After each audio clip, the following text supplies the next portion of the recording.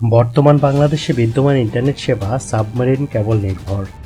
Starlink internet সেবা দেয় satellite বা কৃত্রিম উপগ্রহের মাধ্যমে, যা পুরো বিশ্বকেই উচ্চ গতির ইন্টারনেট সেবা দিতে পারে।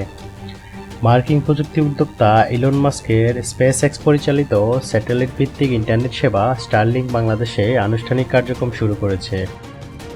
বাংলাদেশের গ্রাহকরা এখন সরাসরি স্টারলিংকের অফিসিয়াল ওয়েবসাইট starlink.com গিয়ে সেবা অর্ডার করতে পারেন। প্রথম ধাপে ব্যবহারকারীদের তাদের ঠিকানা প্রদান করে নিশ্চিত করতে হবে যে স্টারলিংক সেবা সংশ্লিষ্ট এলাকায় উপলব্ধ কিনা। এরপর প্রয়োজন অনুযায়ী একটি সার্ভিস প্ল্যান নির্বাচন করে হার্ডওয়্যার কিট অর্ডার করতে হবে। স্ট্যান্ডার্ড স্যাটেলাইট কিটে অন্তর্ভুক্ত থাকে একটি স্যাটেলাইট ডিশ, একটি ওয়াইফাই রাউটার, একটি মাউন্টিং ট্রাইপড এবং প্রয়োজনীয় কেবল। সেটআপ প্রক্রিয়া অত্যন্ত সহজ।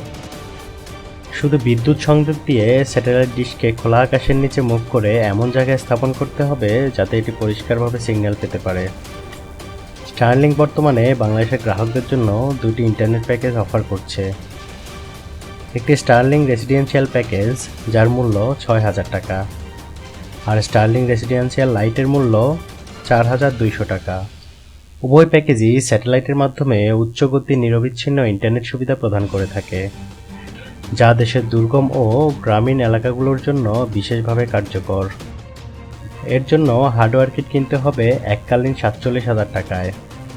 পাশাপাশি শিপিং ও হ্যান্ডেলিং চার্জ বাবদ এককালীন দিতে হবে ২,৮০০ টাকা।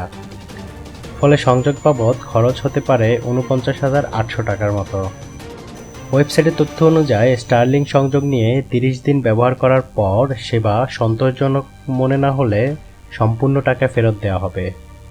স্টারলিংক কিট এমনভাবে ডিজাইন করা হয়েছে যাতে ব্যবহারকারীরা খুব সহজেই নিজেরাই সেটআপ করতে পারেন। সেটআপের জন্য শুধু একটা বিষয় নিশ্চিত করতে হবে, স্যাটেলাইট ডিশটি খোলা আকাশের নিচে স্থাপন করা যাতে এটি সঠিকভাবে সিগন্যাল গ্রহণ করতে পারে।